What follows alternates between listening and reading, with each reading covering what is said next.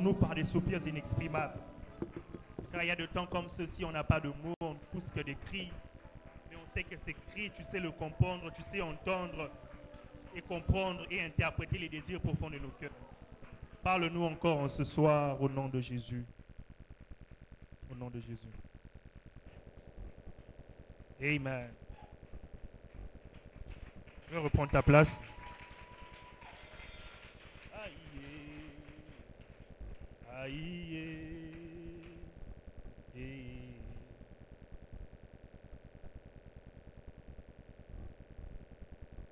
Dieu des esprits des prophètes, Adonai, Adonai, que ton esprit descend, Adonai. Bonsoir à tous. Bonsoir, bonsoir. Salut ton voisin de gauche ou de droite. Sûrement quand l'un de vous est arrivé, l'autre était en train de prier. Vous avez venu ensemble. Dis-lui, le Saint-Esprit, sa personne et son œuvre. Je vais même voulu dire ses œuvres, parce qu'il y en a tellement beaucoup. Donc quelqu'un était béni le dimanche par la prédication du berger Arsène. Quelqu'un était... Est-ce qu'on peut acclamer le Seigneur?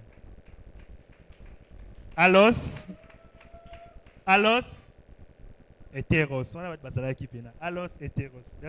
Depuis dimanche, c'est bon. Alos, hétéros. Alors on a été vraiment béni par sa prédication. Ça m'a beaucoup aidé. Comme ça m'empêchera de revenir sur beaucoup de choses, surtout sur le fait qu'il avait insisté pour dire que le Saint-Esprit est Dieu. Ça m'évitera vraiment de rentrer dans ça, de parler de sa personne. Parce que s'il le faut, je peux prendre 2 heures juste pour poser les bases sur la personne du Saint-Esprit. Alors ce soir, je vais beaucoup plus me consacrer sur ses œuvres. Je peux parler peut-être de 5 points. Après quoi, on va prier. Amen. Un grand remerciement au pasteur ainsi qu'à Maman Grâce pour la marque de confiance renouvelée en ma personne. Au collège du berger et aussi aux ouvriers ainsi qu'à toi qui es présent en ces lieux. Que le Saint-Esprit soit en train d'accomplir son œuvre dans ta vie. Alléluia. Amen. Alors prenez avec moi 3 textes. 3 textes rapidement. Le premier texte, c'est 2 Corinthiens 1, le verset 21. 2 Corinthiens, premier chapitre, le verset 21. Le deuxième texte, c'est Acte 11, 19 à 26. Le troisième texte, c'est Acte 13, 1 à 12. Je reprends 2 Corinthiens 1, 21 à 22. Acte 11, 19 à 26. Et puis Acte 13, 1 à 12. Je prends 2 Corinthiens 1, 22. Si tu es dans l'Ancien Testament, des choses là. 2 Corinthiens 11, 2 Corinthiens 1. Je préfère commencer par le verset 20. Car pour ce qui concerne toutes les promesses de Dieu, c'est en lui qu'est le oui. C'est aussi pourquoi encore l'amen par lui est prononcé par nous à la gloire de Dieu. Et c'est lui qui nous a fermés avec vous en Christ et qui nous a oint, c'est qui? C'est Dieu. Vous y êtes? Lesquels nous a aussi marqués d'un sceau et a mis en nos cœurs quoi? A mis en nos cœurs les arts de l'esprit. A mis en nos cœurs les arts de l'esprit. Vous savez, voisin, les arts de l'esprit. Les arts wanezani. Vous voyez, les arts. Il y a un français compliqué. On va mieux longanimité. Enfin, les arts de l'esprit. J'ai dit acte 11, combien? 19 à 26, très bien. Ceux qui avaient été dispersés par la persécution survenue à propos d'Étienne allèrent jusqu'en Phénicie, dans l'île de Chypre et à Antioche. Souligne Antioche si la Bible est la tienne. Et à Antioche, annonçant la parole seulement aux Juifs. Il y eut cependant parmi eux quelques hommes de Chypre et de Cyrène qui, étant venus à Antioche, s'adressèrent aussi aux Grecs et leur annoncèrent la bonne nouvelle du Seigneur Jésus. La main du Seigneur étant avec eux, et un grand nombre de personnes crurent et se convertirent au Seigneur. Le bruit parvint aux oreilles des membres de l'église de Jérusalem, et ils envoyèrent Barnabas jusqu'à Antioche. Lorsqu'il fut arrivé et qu'il eut vu la grâce de Dieu, ils s'en réjouit, et il les exhorta à tous de rester d'un cœur ferme attaché au Seigneur. Car c'était un homme de bien, plein d'Esprit Saint et de foi. Une foule assez nombreuse se joignit au Seigneur. Barnabas se rendit ensuite à Tarse pour chercher Saul, et l'ayant trouvé, il amena Antioche, toujours Antioche. Pendant toute une année, ils se réunirent aux assemblées de l'Église et ils enseignèrent à beaucoup de personnes. J'aime bien la conclusion. Ce fut à Antioche que pour la première fois, les disciples furent appelés. Vous voyez, donc c'est la première fois que le mot chrétien a été prononcé, la première fois qu'on a été qualifié, les disciples de Christ ont été qualifiés des chrétiens, c'est à l'église d'Antioche. Moi, le lot ici, un plus connaissance chrétien.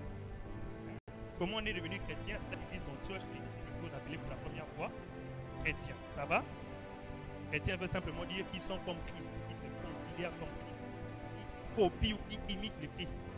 Alléluia. Dernier texte qui est vraiment mon texte de base, les deux autres vont nous servir pour le contexte. Acte 13, 1 à 10. Il y avait dans l'église d'Antioche, encore Antioche, dans l'église d'Antioche des prophètes et des docteurs. Barnabas, Siméon appelé Niger, Lucius de Cyrène, Manaen qui avait été élevé avec Hérode le tétrarque et Saul. Pendant qu'ils servaient le Seigneur dans leur ministère et qu'ils jeûnaient, le Saint-Esprit dit: mettez-moi à part Barnabas et Saul pour l'œuvre à laquelle je les ai appelés. Alors après avoir jeûné et prié, ils leur imposèrent les mains et les laissèrent partir. Barnabas et Saul, envoyés par le Saint-Esprit, descendirent à Séleucie. De là, ils embarquèrent pour l'île de Chypre, arrivés à Salamine. Ils annoncèrent la parole de Dieu dans les synagogues de Juifs. Ils avaient Jean pour aide. Il s'agit de Jean-Marc. Ayant ensuite traversé toute l'île jusqu'à Paphos, ils trouvèrent un certain magicien, faux prophète juif nommé Bar Jésus, qui était avec le proconsul Sergius Paulus. Homme intelligent, ce dernier fit appeler Barnabas et Saul et manifesta les désirs d'entendre la parole de Dieu. Mais Élymas, le magicien, car c'est ce qui signifie son nom, leur faisait opposition, cherchant à détourner de la foi le proconsul. Alors Saul, appelé aussi Paul, rempli du Saint-Esprit, fixa les regards sur lui et dit: homme plein de toute espèce de ruse et de fraude, fils du diable, ennemi de toute justice, n'essaieras-tu point de pervertir le voie droite du Seigneur? Maintenant voici, la main du Seigneur est sur toi. Tu seras aveugle et pour un temps tu ne verras pas le soleil. Aussitôt l'obscurité, les ténèbres tombèrent sur lui. Il cherchait en tâtonnant des personnes pour les guider. Pour les guider. Alors les proconsuls, voyant ce qui était arrivé, crurent, étant frappés de la doctrine du Seigneur. Alléluia. Alléluia. Je disais Alléluia. Il s'agit là d'une histoire que nous connaissons sûrement, acte 13, l'histoire de Paul et Barnabas, comment ils ont commencé la mission. Ils sont devenus missionnaires. Mais laissez-moi un peu vous expliquer. Déjà, par la forme de ce texte, il s'agit d'un récit qui nous est raconté par Luc dans les Actes des Apôtres, n'est-ce pas? Chapitre 13e. Luc que nous connaissons, qui était un médecin bien-aimé Luc, comme on l'appelle, qui a commencé d'abord par écrire l'évangile de Luc à un certain Théophile, pour l'enseigner ou le partager tout ce que Jésus avait commencé à faire et à enseigner. Alors qu'on pensait que Luc était suffisant, l'évangile de Luc était suffisant, quand vous lisez Actes chapitre 1er, il revient encore dire, il dit: il m'a aussi semblé bon encore Théophile de t'écrire en fait pour continuer à t'enseigner ce que Jésus avait déjà commencé à faire. Mais aussi comment Jésus n'a pas seulement fait, mais ce que Jésus avait commencé à faire, c'est poursuivi avec un certain nombre de gens qui constituent ce qu'on appelle l'Église. Alléluia. C'est ce que Luc est en train de faire. Il est en train de nous le créer ici. Et dans le grand contexte, de façon contextuelle, lorsqu'on cherche à comprendre comment est née l'Église d'Antioche, ce qui se passe, c'est que acte 1, Jésus monte. Acte 2, la Pentecôte avec la descente du Saint-Esprit. Acte 3, les miracles commencent dans l'Église. Acte 4, il y a la première persécution. Ils se font chicoter, mais ils sont détruits. Ils continuent. Acte 5, il y a la mort d'Ananias et Saphira. Acte 6, il y a l'élection de Cèdre, notamment Étienne. Étienne commence à prêcher, et il prêche tellement jusqu'au chapitre 7 qu'il se fait lapider. Alors la grande persécution commence là. Dieu avait dit que vous serez mes témoins pour ça, à Jérusalem, à Judée, en Samarie, jusqu'aux extrémités de la terre. Alors qu'ils étaient encore dans leur confort de Jérusalem, la grande persécution commence et tout le monde commence à prendre route pour, entre guillemets, se sauver. C'est là, par exemple, que vous retrouvez que, comment il s'appelle, Philippe se retrouve en Samarie à prêcher l'unique éthiopien. Et c'est là maintenant que Paul reçoit aussi des lettres pour commencer à aller persécuter les églises. Acte 9. Et quand il va persécuter l'église, c'est là qu'il rencontre qui? Le Seigneur. qui rencontre le Seigneur dans Acte 9. Dans Acte 10, Pierre lui aussi s'en va chez un certain Simon le courroyeur. Bref, Acte 11 maintenant commence pour dire que les chrétiens qui s'étaient enfuis de gauche à droite se retrouvèrent en Chypre et d'autres se retrouvèrent où ça dans l'église d'Antioche. Et c'est là maintenant qu'ils se sont retrouvés. Ah, toi tu es chrétien, moi je suis chrétien, moi je suis chrétien. Sangani, ils ont commencé à se réunir dans leurs assemblées, commencé à prier. Ce qui est intéressant là, pourquoi d'entrée de jeu, c'est que l'église s'est retrouvée dans un moment où il y avait la pression de tous côtés. Mais l'église ne s'est pas conformée au monde.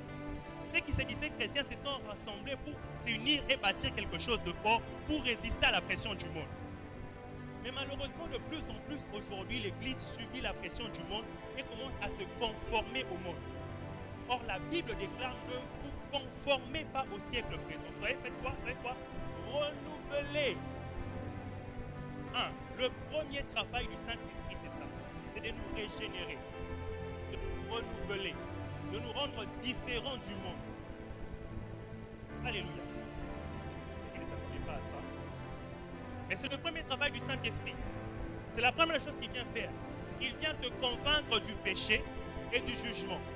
Et il vient te faire quitter la mauvaise vie que tu menais pour t'emmener dans la vie que le Seigneur t'appelle à mener. Tu ne peux pas vivre la vie chrétienne par ton propre plaisir et tes propres sentiments. La Bible déclare que les désirs de la chair sont complètement opposés aux désirs, aux fruits de l'esprit, pour que vous ne puissiez pas faire ce que vous voulez. Les désirs de la chair, chapitre 5, sont complètement opposés. C'est-à-dire que les désirs de la chair sont à gauche, les fruits de l'esprit sont où? À droite. Pourquoi? Pour que vous ne fassiez pas ce que vous voulez.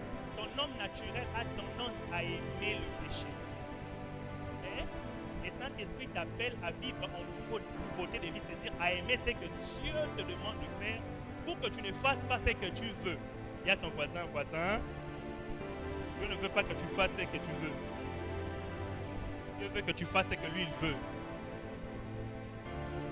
Mais pour que vous ne fassiez pas ce que vous voulez. Ainsi, Paul Rajou dit: marchez selon l'esprit et vous n'accomplirez pas les désirs de la chair. Parce que tu ne peux pas être en train de suivre ce qui concerne l'esprit et te rapprocher de ce qui est de la chair. C'est impossible. Si tu es trop proche de la chair, c'est que tu as laissé l'esprit à longtemps. Et si tu es beaucoup plus proche de l'esprit, naturellement, les choses de la chair commenceront à te quitter. Alléluia. Alléluia. Et c'est ce que maintenant Dieu a fait. Parce que le Seigneur, sachant qu'en étant enlevé, nous resterons seuls sur cette terre, il n'a pas fait comme Moïse. Il a commencé, il n'a pas fait comme Moïse. Moïse a fait une erreur. Moïse, lorsque le Seigneur l'a appelé à la montagne, il est monté pour prendre l'étape de la loi. Mais il n'a laissé Israël avec personne. Personne pour le diriger, personne pour le conduire, personne pour leur parler, leur montrer comment faire les choses. Ça va? Mais ce qui fait en sorte que, quelques temps après, alors que Moïse était monté, ils disent quoi? Moïse qui est monté, nous ne savons pas ce qu'il est devenu. Moïse qui est parti, Aaron, fais-nous un veau d'or. Ils ont pris tout ce qu'ils avaient. Aaron a fabriqué un veau d'or. Ils ont dit: Israël, voici les dieux qui t'ont sorti d'Égypte. Moïse, et puis Dieu a dit à Moïse: descends, voici ton peuple. Regarde ce qu'ils sont en train de faire. Moïse m'a cassé les tables de témoins qui étaient fâchés parce que le peuple s'est perdu. Mais dit que Jésus est plus grand que Moïse. Jésus en montant, il a dit: je ne vous laisserai pas orphelin. Jésus en montant, il dit: ne quittez pas encore Jérusalem. Restez ici. Parce que vous recevrez une puissance. Le Saint-Esprit survenant sur vous. Et vous serez mes témoins. Non pas en Jérusalem seulement. Non pas seulement en Judée. En Samarie, sur l'extrémité de la terre. En montant, Jésus nous a soufflé. Laissez le Saint-Esprit pour qu'on ait avec nous quelqu'un qui soit capable de veiller sur nous. Nous dire comment marcher d'après les préceptes, d'après les lois du Seigneur, pour qu'on ne se perde pas comme les Israélites. Ainsi, maintenant, Paul est en train de dire ceci dans 2 Corinthiens 1. En ce qui concerne les promesses de Dieu, c'est en Jésus-Christ qui est le oui et les amen. Et c'est Jésus qui nous a donné les arts. Il y a ton voisin les arts. En fait, art, on est en français Kala, français 1910. Le mot art aujourd'hui peut être transcrit par acompte. par gage. Vous savez, quand on était pour les élèves, les étudiants, tout ça, qu'est-ce qu'on fait au début de l'année? Au début de l'année, on te demande de faire quoi? Et payer un acompte des frais. Qui fait quoi? Qui signe comme un contrat entre les deux parties. Ça va? Entre l'élève qui a payé l'acompte, il a le droit de venir suivre le cours. Et l'école qui a reçu l'acompte doit laisser l'élève profiter des avantages que autorise l'école. N'est-ce pas? Alors, dans cette relation qu'il y a entre nous et les pères, il ne nous a pas laissé comme ça. Il nous a donné l'acompte des bienfaits à venir. Pour que cette relation continue d'exister, pour qu'on soit capable de marcher conformément à sa volonté, pour qu'on soit capable de produire les bonnes œuvres, il nous a donné la compte des bienfaits à venir, qui est le Saint-Esprit de Dieu, qui nous permet de vivre sur la terre comme si on était déjà au ciel, qui nous permet de bénéficier de toutes les promesses de Dieu. Alléluia. Je ne sais pas pourquoi, mais j'ai toujours en moi l'image de Maman Grace, le jour de sa demande en mariage. Maman Grace, excuse-moi. Elle voulait fuir quand le pasteur. Mais maman Angélique aussi bien. Pourquoi elle fait tout le temps fuir? Hein? Émotion. Maman Grace voulait fuir. Mais pourquoi en plus de paroles? Pourquoi en plus de Maman Grace, le pasteur vous a donné comme cette petite bague qu'il a dans votre doigt? Il est devenu comme un signe, un symbole, comme un gage de ces paroles qu'il avait prononcées qu'il viendra vous épouser. En plus de toutes les paroles, il a mis en vous le sceau. Une alliance qui vient sceller cette relation qu'il veut commencer, qu'il veut amener jusqu'au bout. C'est ce que le Seigneur a aussi fait. Il nous a mis le Saint-Esprit comme lézard, comme un sceau, comme un acompte qui nous rassure que nous marcherons sur la terre, mais qu'un jour le mariage sera célébré aux noces de l'agneau. Est-ce que je parle à quelqu'un ce soir? Le Saint-Esprit est l'acompte de bienfaits à venir. Je disais que le Saint-Esprit est l'acompte des bienfaits à venir. Alléluia. Alléluia. Mon grâce à la fin, je venais quand même prendre l'explication de pourquoi vous vouliez fuir. Deuxième de choses, Actes chapitre 13. Il y avait à l'église d'Antioche des docteurs et des prophètes, n'est-ce pas? Il y avait Barnabas, Simeon appelé Niger, Lucius de Cyrène, Manaën qui avait été élevé avec Hérode le tétrarque, et aussi Saul. On se rend compte là d'une chose, c'est qu'à l'église d'Antioche, il y avait une diversité. Une diversité en termes de race, d'abord. On dit qu'il y avait Simeon appelé Niger. Niger veut dire le noir. Il était de teint noir. Il y avait aussi Lucius de Cyrène. Cyrène correspond aujourd'hui à l'actuelle Libye. C'était un Africain. Frères et sœurs, l'atmosphère du Saint-Esprit, c'est aussi une atmosphère de diversité. Nous ne devons pas être tous semblables. Tu dois accepter que celui qui est à côté de toi soit différent de toi. Alléluia. Et non pas seulement différence de race, mais il y a aussi différence de rang social de la chasse. On dit Manaën qui avait été élevé avec Hérode le tétrarque. Vous connaissez Hérode le tétrarque? C'est le roi. Le roi Hérode, il s'agit bien de lui. C'est son frère de lait. Ils ont grandi ensemble. C'est-à-dire que dans son carnet d'adresse, il avait un numéro de téléphone. Il aurait le numéro de Hérode. Le Saint-Esprit ne tient pas compte de ta classe sociale. Il y a des gens qui ont l'impression que plus leur compte en compte est grand, le désir de l'esprit diminue. C'est faux. C'est faux. Il y a ton voisin, c'est faux. Hein? Quand tu as beaucoup d'argent, tu rentres avec tout ton orgueil là. Là, tu nous vois, ils sont en train de sortir, en train de crier. Bon, ce sont les pauvres. Non, Manaën était le frère du roi. Hein? Il était de la race royale. Il avait le droit d'entrer dans la cour. Mais cela ne l'empêchait pas d'entendre quand le Saint-Esprit a dit mettez-moi à part Saul et Barnabas pour l'œuvre à laquelle je les ai appelés. Le rang social n'a pas sa place à l'église. Le rang social n'a rien à voir avec la chrétienté. Tu peux être DG d'une entreprise, mais enfant de Dieu ici. Enfant de Dieu, serviteur comme tout le monde. L'écoute du Saint-Esprit, l'obéissance du Saint-Esprit ne correspond, ne dépend en rien de ta classe sociale. Pauvre, riche, n'avez-vous pas lu que Paul dit maintenant en Christ, il n'y a ni juif, ni grec, ni hébreu, ni pauvre, ni riche, ni homme, ni femme. Christ est tout en tous. Si tu mets ton argent devant, tu ne suivras jamais le Seigneur. Ah, j'aime quand le pasteur parlait de Simon. Les gens qui sont riches, mais qui sont toujours attachés à l'œuvre du Seigneur. Alléluia. Alléluia. Ça, c'est la deuxième des choses, n'est-ce pas? 1, le travail de la régénération. 2, la diversité. 3. Troisième chose, Les manifestations du Saint-Esprit s'amplifient grâce au jeûne et à la prière. Les manifestations du Saint-Esprit s'amplifient grâce au jeûne et à la prière. Dis à ton voisin, le jeûne et la prière. Est-ce qu'il y a un ministre de Dieu ici en cellule? Est-ce qu'il y a un enfant de Dieu ici en cellule? Tu veux te voir grandir dans la perception de l'écoute du Saint-Esprit. Tu veux te voir grandir dans les manifestations du don du Saint-Esprit. Tu dois jeûner et prier. Si tu ne jeûnes pas, tu ne pries pas au repos laté. Il faut aimer le jeûne et la prière. La Bible décrit ici qu'est-ce qu'il faisait. Pendant qu'il priait, il jeûnait, le Saint-Esprit dit. Ce n'était pas un jour ordinaire. C'était un jour où ils ont mis la nourriture à côté. Et ils se sont mis à crier au Seigneur. C'est ce jour-là que le Seigneur les a parlé. Si tu veux apprendre à entendre la voix de Dieu, il faut prier. Je me souviens quand j'étais au collège, à l'époque, avec certains amis, on jouait au basket. Mais il y avait deux camps. Il y avait nous qui jouions au basket pour nous amuser. Et il y avait ceux qui jouaient au basket parce qu'ils pensaient faire une carrière professionnelle. Alors, quand il s'agissait de faire des exercices, j'ai fait des exercices comme on entend les minants en Afrique. Dans ton bimabonnet, il y en a pili. Mais celui qui pensait faire une carrière professionnelle grande, tu ferais la discipline. Hermobosa, ma pomme, Hercol, 5 pompes, 10 pompes, c'est le 8 pompes pour les filles. Il a fait ah! Tchouki, 11, 12, 13. Pourquoi? Parce que lorsqu'il regardait son avenir, les choses qu'il voulait obtenir, il ne pouvait pas se limiter à mon niveau de 8. Il voulait faire plus parce qu'il voulait obtenir de plus grands résultats. Tu veux prophétiser, tu veux prêcher, tu veux libérer ta famille de cette emprise. Mais on a remis jeune, remis 12 heures. Eh, où est la rampe pour ton alia? Eh, maintenant coca. Tu ne vas pas grandir. Il faut à un moment arrêter ces choses. Désirer, tu sens que ton corps te dit que tu as faim.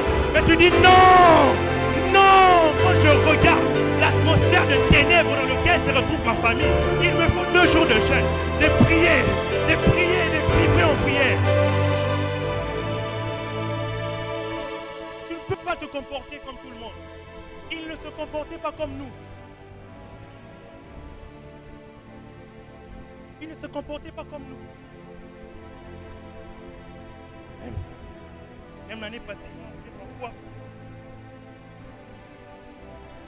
Il était très dangereux de présenter sa garde le vendredi parce que vu que le week-end, les effectifs sont réunis. Alors si vous présentez mal votre garde le vendredi, on vous fixe pour le week-end. Vous passez tous les week-ends à l'hôpital. Alors il faut acheter des gardes du jeudi au vendredi. Je viens de prêcher quelque part, je pense qu'il ne m'a pas accompagné ce jour-là. J'étais fatigué après le service ce jour-là. Je suis rentré à l'hôpital. Il était 2 heures du matin, j'étais fatigué. Mais je disais, si je pars dormir et que je rate la suite des événements jusqu'au matin et que je manque ma garde, je vais prendre mon week-end qui m'a été donné pour me reposer, je vais le repasser à l'hôpital. J'étais tellement fatigué que j'ai quitté le service d'urgence pour le bloc opératoire. Je ne savais pas que je dormais debout. En marchant, je me suis connu contre un poteau, tout, je me suis réveillé. J'ai dit, là, si je vais dormir, le matin, je risque de prolonger 24 heures, c'est venir, c'est 2 heures de garde. Rien. J'ai continué et le matin, j'ai présenté ma garde, je suis rentré à la maison. Pourquoi? Lorsque je regardais le prix à payer, je disais que le prix à payer est moins lourd que le prix que le niveau de regret. Payer le prix ne me prendra que 24 heures et ça sera fini. Mais après, si je ne force pas et que je laisse passer, les regrets vont me coûter 72 heures. Alors j'ai préféré payer les 24 heures que pour pouvoir être puni pour 72 heures. Est-ce que je parle à quelqu'un? J'aimerais dire à quelqu'un, si tu ne veux pas jeûner et prier, les conséquences risquent d'être graves. Tu vas regretter pourquoi je ne veux pas prier. J'ai préféré dormir debout. Mais lorsque il sera vendredi à 15 h que je rentre chez moi à la maison, je vais aller dormir à 2 h pour qu'on m'école samedi, dimanche pour sortir le lundi à l'hôpital. Est-ce que quelqu'un est prêt à payer le prix ce soir dans la prière? Quelqu'un peut payer le prix en sortant d'ici dans le jeûne? Alléluia. Quand ton voisin paye le prix. Ainsi Paul dit, ainsi je frappe, non pas comme battant l'air. Je cours, non pas comme à l'aventure. Il faut frapper avec précision. Prendre, transformer toutes ses forces. Et frapper de sorte à faire mal, à frapper là où il faut frapper. Courir, non pas comme des aventures. mais courir sachant qu'il y a une ligne, un but à atteindre. Alléluia. Troisième de chose, c'est que le Saint-Esprit nous qualifie, nous équipe pour notre mission. Alléluia. Paul était là avec tout le monde. Mais un jour, le Saint-Esprit a dit, mettez-moi à part Paul et Barnabas pour l'œuvre à laquelle je les ai appelés. Peut-être tu es ce soir comme tout le monde, mais je prie qu'avant la fin de ce culte, que le Seigneur nous parle, que le Seigneur te parle et te dise, mon fils, voici le couloir dans lequel je t'attends. Voici la direction dans laquelle je t'attends. Peut-être tu as un fonds de commerce, tu veux commencer une entreprise. Je prie qu'à la fin de ce culte, avant la fin de ce culte, le Seigneur te parle, il dit, investis dans les braises, n'investis pas dans les habits. Peut-être que tu cherches une direction divine. Il y a le frère X, Y et Z qui te proposent. Le Seigneur te dit, prends le frère Z, ne prends pas le frère X et Y. Je prie ce soir que le Seigneur, comme ce jour-là, l'église d'Antioche, sont en train de nous parler et de te dire, va dans telle direction et ne va pas dans telle direction. Alléluia. Alléluia. Et ce que j'aime, c'est que Dieu lui-même nous appelle, nous conduit vers les choses pour lesquelles lui nous attendait. Parce que c'est que Paul, c'est que beaucoup, c'est que nous ne savons pas, c'est que dans Actes chapitre 9, lorsque Dieu est en train de parler à Ananias pour aller prier pour Paul, après qu'il ait été touché par la main du Seigneur, il a dit, va dans une rue qu'on appelle la Toile. Tu trouveras un homme qui s'appelle Saul de Tarse. Il est là et je lui ai dit que quelqu'un vient prier pour lui, afin qu'il recouvre la vue. Mais Ananias a eu peur, mais Seigneur, ce n'est pas lui le persécuteur. Il dit non, cet homme, moi Dieu, je l'ai choisi. Pourquoi? Un, pour annoncer ma parole aux nations. Deux, pour annoncer ma parole aux grands de ce monde, au roi. C'était ça la prophétie qui résidait sur Paul. Mais ce qui est intéressant, après que Dieu ait dit ça dans Acte chapitre 13 et 14, lorsque Paul est en train de recevoir cette direction de l'esprit avec Barnabas, il se retrouve où? Dans la maison d'un certain proconsul appelé Sergius Paulus.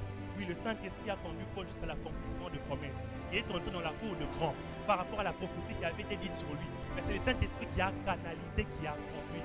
C'est ainsi que Paul était en train de dire que oui, c'est en lui que nous sommes toutes les promesses de Dieu que nous avons reçues, les arts de l'Esprit. Le Saint-Esprit a la capacité de conduire vers les promesses de Dieu. Le Saint-Esprit a la capacité de conduire vers les choses que Dieu avait dites sur toi, pour lesquelles tu étais conscient ou pas conscient. La Bible ne dit pas. La Bible dit que la prophétie avait été donnée à Ananias, pas à Paul. C'est à Ananias que Dieu a dit qu'il prêchera le grand de ce monde, pas à Paul. Mais ce jour-là, sûrement quand Ananias avait appris que Paul est entré chez Sergius Paulus, il a dit, Dieu ne ment pas. Il m'avait dit que cet homme prêchera les grands de ce monde. Et voici, il avait déclaré que Sergius Paulus, proconsul, est homme intelligent. Ce n'est pas n'importe qui, un homme très intelligent. Et la prophétie est accomplie. Je prie ce soir que le Saint-Esprit prenne tes pieds. Ils sont en train de le conduire, de te diriger gauche, droite, jusqu'à l'endroit où le Seigneur t'attend pour la manifestation de promesses de Dieu dans ta vie. Alléluia. Quantième de choses. Cinquième. Yes. Je pense qu'on va s'arrêter par là. Donc, le Saint-Esprit nous aide à déceler l'œuvre de Dieu. Il y a besoin de déceler l'œuvre de Dieu. À démasquer l'œuvre de Dieu. Écoutez. Il s'est trouvé un verset 6e. Il s'est trouvé un certain magicien, faux prophète juif nommé Bar Jésus, qui était avec les proconsuls Sergius Paulus, homme intelligent. Ces derniers firent appeler Barnabas et Saul, manifestant le désir d'entendre la parole de Dieu. Élimas, le magicien, car c'est ce que signifie son nom, leur faisait opposition, cherchant à détourner la foi de proconsul. On s'en foutait, en pleine prédication. Son document hasard. Alors Saul, appelé aussi Paul, rempli du Saint-Esprit, fixa le regard sur lui, homme plein de toute espèce de ruse et de faux, fils du diable, ennemi de toute justice. Ne cesseras-tu point de pervertir le voie droit du Seigneur? Maintenant voici la main du Seigneur est sur toi. Tu seras aveugle et pour un temps tu ne verras pas le soleil.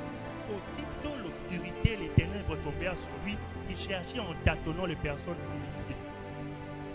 Pendant que Paul prêchait, il y avait quelqu'un dans sa guide. Rempli du Saint-Esprit, là, il a dit, toi, fils du diable, à partir d'aujourd'hui, tu seras aveugle. Je prie que le Seigneur soit en train d'ouvrir les yeux de quelqu'un.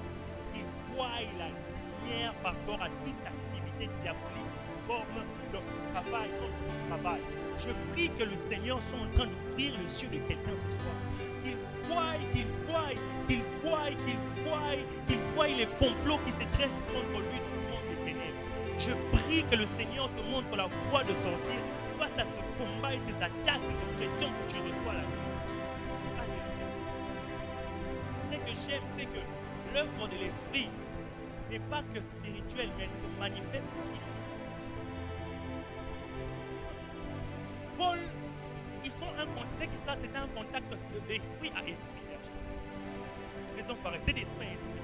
Lorsqu'il a invoqué, c'était en esprit. Il n'y avait rien de physiquement comme ça. Lorsque Jésus travaillait. Et lorsque Paul l'a aussi vu, il a vu en esprit. Mais quand il a maudit, sa malédiction s'est répercutée même sur les yeux physiques. À quel point, non pas seulement il avait bloqué sa capacité à travailler dans le monde spirituel, il a inhibé sa capacité à marcher dans le monde physique. Il commençait à chercher qui pouvait les guider. Il cherchait qui pouvait. Est-ce que je parle à quelqu'un ce soir? Je prie au nom puissant de Jésus que les prières que nous faisons ici, qui sont spirituelles, aient leur répercussion dans le monde physique. Je vais prier pour le compte de quelqu'un ici sur cette chair. Mais tu vas le signer demain au travail. Je disais que je vais prier pour tes enfants. Mais dans quelques mois, tu verras ton ventre prendre du volume. Je disais que ce que nous faisons est un travail spirituel. Mais la répercussion se manifeste aussi dans le monde physique. Aussi dans le monde physique. Le temps est fini. Ce temps-là est fini. Où nous étions cachés, où nous pensions que les choses spirituelles n'ont pas d'impact dans le physique. L'homme de Dieu nous dit c'est par la foi que nous croyons que tout ce qui est physique vient de l'invisible. Ainsi, au son de ma voix, je proclame que tout ce qui était immatériel prenne un corps ce soir au nom de Jésus. Que tout ce que tu avais reçu dans ton esprit se manifeste ce soir au nom de Jésus. Tout ce que tu avais prié et demandé, que le Seigneur te l'accorde ce soir au nom de Jésus.